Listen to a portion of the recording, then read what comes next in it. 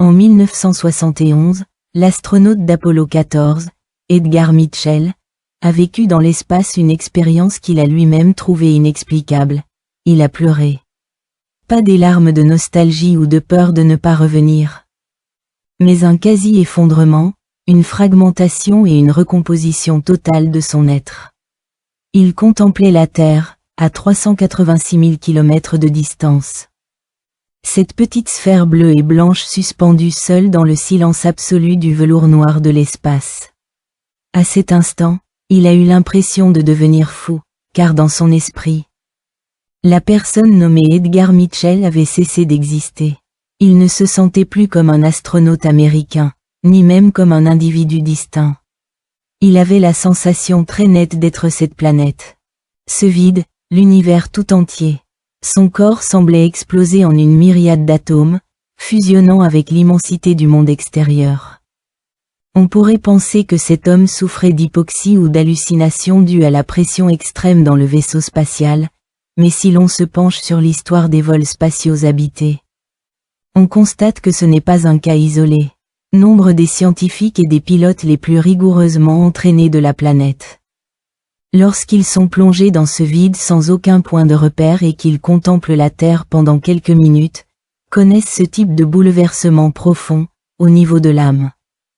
Les scientifiques ont donné à ce phénomène un nom très académique, l'effet de vue d'ensemble. Cela ressemble à un terme de physique de haut niveau, n'est-ce pas? Mais si je vous disais que ce soi-disant effet de vue d'ensemble est en réalité le même état d'être que celui que la vieille femme qui médite tous les jours en bas de chez vous, ou le vieux moine qui médite dans les montagnes depuis des décennies, ont passé leur vie entière à tenter d'atteindre? Penseriez-vous que je dis n'importe quoi? Penseriez-vous que j'essaie de relier de force les neurosciences de pointe au mysticisme ancien? Ne vous empressez pas de me contredire, car ce que je vais vous dire pourrait bien bouleverser votre compréhension du concept de « soi », et pourrait même vous laisser à fixer le plafond pendant une demi-heure avant de vous endormir ce soir, à vous demander si vous existez vraiment. Commençons par une expérience de pensée. Là, tout de suite, tendez la main et pincez votre cuisse. Est-ce que ça fait mal? Bien sûr que oui. Vous sentez que cette douleur est réelle. Vous sentez que cette cuisse est la vôtre, et vous sentez que la conscience qui est là, en train de m'écouter, c'est vous, n'est-ce pas? Cela semble une affirmation triviale. Mais le problème réside précisément dans cette affirmation apparemment anodine. Pourquoi avez-vous l'impression d'être vous-même? Pourquoi avez-vous l'impression que tout ce qui se trouve à l'intérieur de votre peau est « moi », et que tout ce qui se trouve à l'extérieur de votre peau est le monde? Vous pourriez dire « mais c'est du bon sens. Je sais que je suis moi depuis ma naissance. » Faux, complètement faux. Ce n'est pas du tout du bon sens. C'est un petit morceau de tissu dans votre cerveau, de la taille d'une noix, qui travaille frénétiquement à chaque instant pour créer cette illusion pour vous. Ce morceau de tissu s'appelle le lobe pariétal en anatomie, et il est situé dans la partie supérieure et arrière de votre cerveau. Il a deux fonctions principales. Premièrement, le traitement des informations sensorielles, et deuxièmement, et surtout, il est responsable de l'établissement d'un système de coordonnées spatiales. Commençons par une expérience de pensée. Là, tout de suite, tendez la main et pincez votre cuisse. Est-ce que ça fait mal? Bien sûr que oui. Vous sentez que cette douleur est réelle. Vous sentez que cette cuisse est la vôtre, et vous sentez que la conscience qui est là, en train de m'écouter, c'est vous, n'est-ce pas? Cela semble une affirmation triviale. Mais le problème réside précisément dans cette affirmation apparemment anodine. Pourquoi avez-vous l'impression d'être vous-même? Pourquoi avez-vous l'impression que tout ce qui se trouve à l'intérieur de votre peau est « moi », et que tout ce qui se trouve à l'extérieur de votre peau est le monde? Vous pourriez dire « mais c'est du bon sens. Je sais que je suis moi depuis ma naissance. » Faux, complètement faux. Ce n'est pas du tout du bon sens. C'est un petit morceau de tissu dans votre cerveau. de la taille d'une noix, qui travaille frénétiquement à chaque instant pour créer cette illusion pour vous. Ce morceau de tissu s'appelle le lobe pariétal en anatomie. Et il est situé dans la partie supérieure et arrière de votre cerveau. Il a deux fonctions principales. Premièrement, le traitement des informations sensorielles. Et deuxièmement, et surtout, il est responsable de l'établissement d'un système de coordonnées spatiales, définissant les frontières entre le soi et le non-soi. Vous comprenez ? Votre lobe pariétal est comme un gardien de but incroyablement dévoué, ou peut-être un inspecteur des frontières obstiné, qui effectue constamment des calculs de haute intensité à chaque milliseconde. Il envoie continuellement des signaux à votre conscience. Ceci est notre territoire. Tous nos sentiments d'être un individu indépendant, tout notre sens de soi, nous sont conférés par le lobe pariétal. Il utilise des signaux neuroélectriques incroyablement complexes pour découper un morceau de « moi » dans le champ quantique interconnecté de l'univers. Puis vous dit « Protégez ce morceau. Quiconque y touche en subira les conséquences. » Revenons donc à ce vaisseau spatial de 1971. Que s'est-il passé lorsqu'Edgar Mitchell a regardé par le hublot? Il faut savoir que notre lobe pariétal a besoin de points de référence pour fonctionner normalement. Sur Terre, il y a la gravité. Vous savez que le sol est sous vos pieds et le ciel au-dessus de votre tête. Vous avez des repères visuels. Vous savez qu'il y a un mur devant et une porte derrière. Mais dans l'espace, tout cela disparaît. Il n'y a pas de gravité, pas de haut ni de bas, pas d'est ni d'ouest.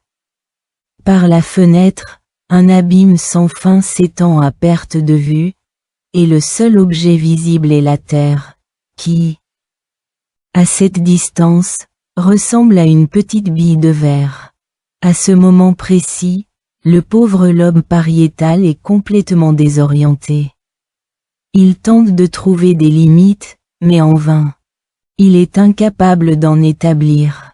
Il essaie de distinguer le corps de l'astronaute de l'espace, mais toutes les informations sensorielles lui indiquent qu'il n'y a pas de frontières.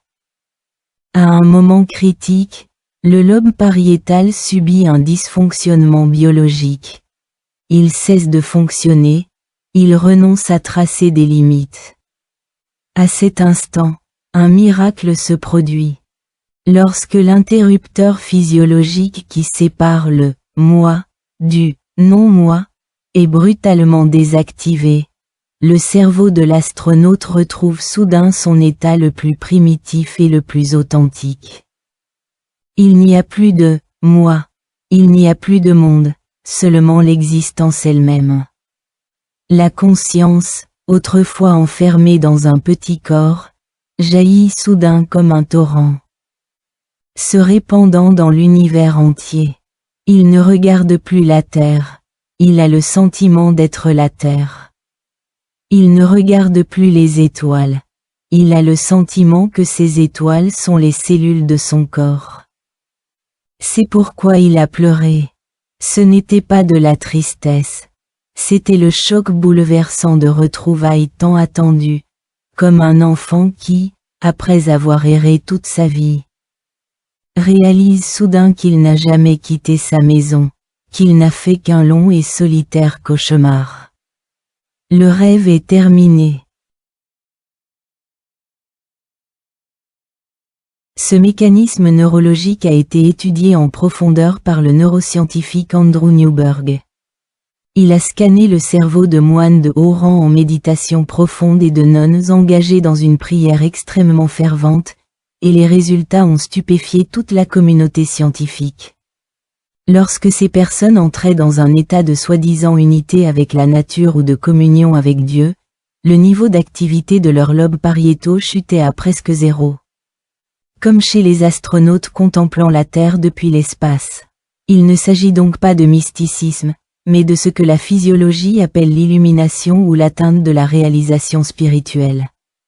Du point de vue des neurosciences, cela signifie que vous avez appris à contrôler activement l'interrupteur de votre lobe pariétal, faisant taire ce gardien de frontières bavard et l'empêchant de créer constamment des limites.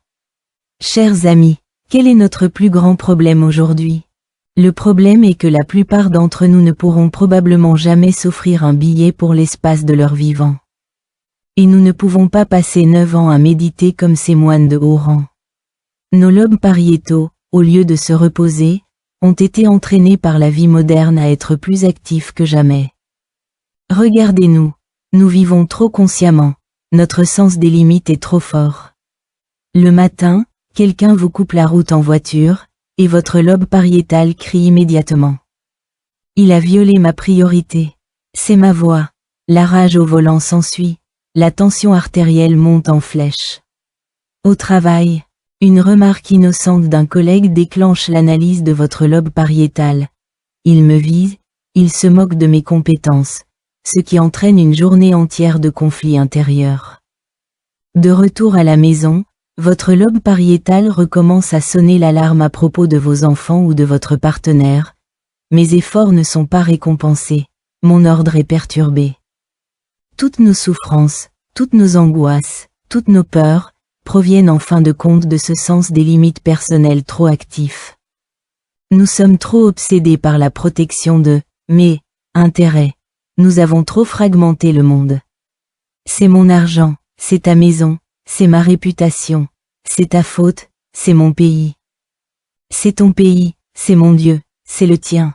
Chers amis, nous sommes comme des fous qui s'enferment dans des abris anti-bombes, construisant désespérément des murs, accumulant des ressources et étant constamment sur leur garde dans cet univers clairement interconnecté. Nous pensons que c'est une sagesse de survie, mais en réalité, c'est une pathologie cognitive. Réfléchissez à la raison pour laquelle nous devenons moins heureux en vieillissant. Lorsque vous étiez enfant et que vous jouiez dans le sable, votre lobe pariétal n'était pas encore complètement développé. Vous n'aviez pas conscience de vos propres limites. Vous vous sentiez en harmonie avec le sable et le soleil, et vous étiez heureux.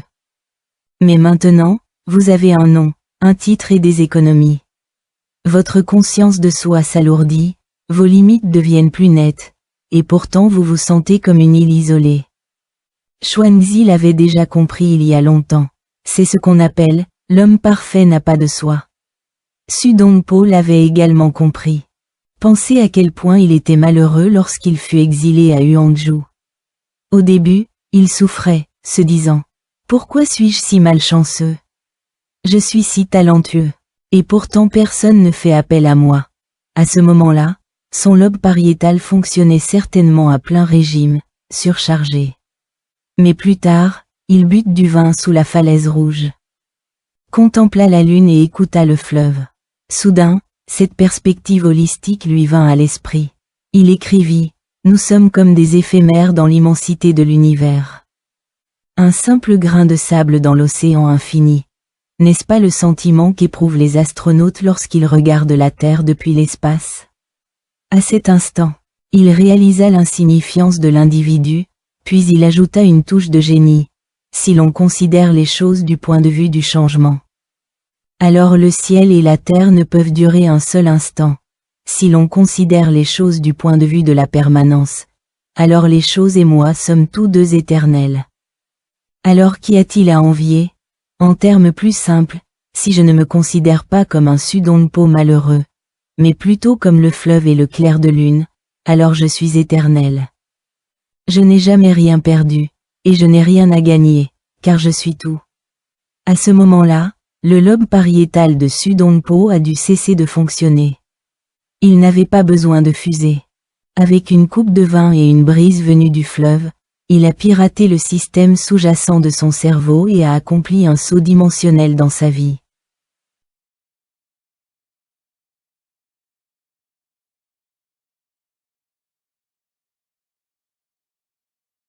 À ce stade, vous pourriez me demander, je ne suis ni astronaute ni Su Dongpo, un célèbre poète chinois, Je dois encore payer mon hypothèque demain et affronter mon patron. Pouvez-vous me donner quelque chose de pratique? Bien sûr. En fait, nos ancêtres nous ont légué des méthodes apparemment mystiques, comme le chant, la méditation et la prière.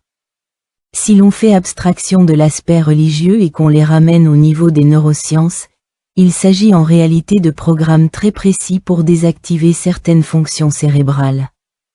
Par exemple, pourquoi vous demande-t-on de chanter le nom de Bouddha ou des mantras, et de chanter sans cesse jusqu'à atteindre un état de chant sans chanter? Pensez-vous chanter pour que Bouddha vous entende? Bouddha n'a pas besoin de vos quelques mots de louange. C'est en réalité pour votre propre lobe pariétal. La recherche scientifique montre que la répétition prolongée d'un son ou d'une action monotone et mécanique supprime progressivement les régions du cerveau responsables du jugement logique et de l'orientation spatiale. Le procureur, qui bavarde sans cesse dans votre cerveau est plongé dans un état de semi-sommeil par ce rythme monotone. Lorsque vous avez chanté pendant une demi-heure et que vous ne reconnaissez plus les mots, qu'il ne reste que le son, vous avez réussi. À ce moment-là, vos frontières s'estompent et disparaissent soudainement, car le « moi » qui génère l'anxiété est temporairement hors service. Un autre exemple est le don et l'altruisme. Beaucoup pensent qu'il s'agit d'une contrainte morale, nous forçant à être excessivement gentils. C'est faux, il s'agit également d'une forme d'entraînement cérébral. Lorsque vous aidez les autres, lorsque vous partagez vos biens avec autrui, vous brisez de force les frontières entre vous et les autres au niveau comportemental.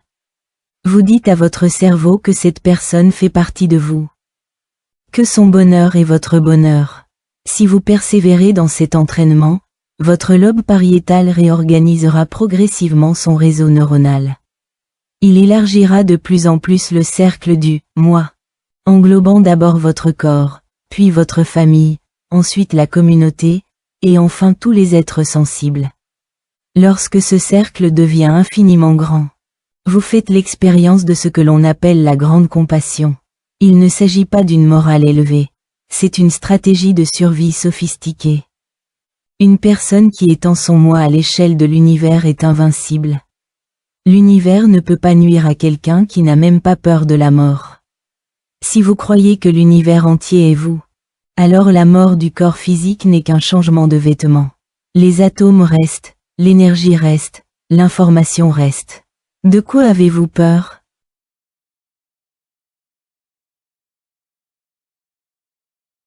À ce propos, une autre image me vient à l'esprit.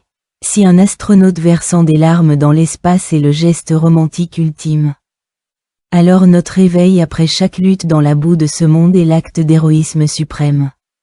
Nul besoin de s'envoler à 9000 mètres d'altitude pour trouver des réponses.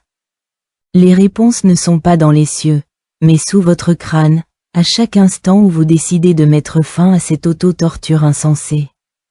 La prochaine fois que vous serez sur le point de vous énerver pour des broutilles, que vous vous sentirez aussi seul qu'un chien, ou que vous aurez peur de la mort, essayez de fermer les yeux et d'imaginer cet homme nommé Edgar Mitchell, d'imaginer cette petite sphère bleue suspendue dans un silence éternel. Essayez de tromper votre cerveau. Dites à votre lobe pariétal, « Eh, mon vieux, fais une pause. Il n'y a pas d'ennemi ici. Il n'y a pas de frontières, et nous n'avons jamais quitté la maison. Peut-être qu'à cet instant précis, vous ressentirez soudain un frisson inexplicable. Vous découvrirez que le problème qui vous tourmente depuis si longtemps n'est qu'un grain de poussière entre vos doigts. Facile à dissiper d'un souffle, car vous vous souviendrez soudain que vous n'êtes pas ce corps physique pesant. Vous êtes la conscience qui observe ce corps souffrir. Vous êtes le vaste vide qui englobe à la fois le corps et la douleur. Cela vous semble mystique? Peut-être, mais si vous écoutez vraiment, ne serait-ce qu'un instant, votre monde deviendra complètement différent. Vous découvrirez que la soi-disant libération ne consiste pas à fuir ce monde, mais à enfin voir le monde tel qu'il est réellement, sans faille, sans rupture, une vie fluide, lumineuse et complète. Enfin, je voudrais vous poser une question. La question est peut-être un peu provocante, mais c'est précisément l'effet recherché. Puisque la science a prouvé que le moi qui vous angoisse, vous fait souffrir et vous terrifie face à la mort n'est qu'une illusion neurologique créée par le lobe pariétal de votre cerveau. Une simple interface utilisateur temporaire existant pour la survie. Alors qui êtes-vous exactement, vous qui écoutez ces mots en ce moment? Si vous désactivez cette illusion, ce qui reste est-il votre véritable moi? J'espère que vous ne retrouverez pas le chemin de la maison dans vos rêves cette nuit, car vous êtes déjà chez vous.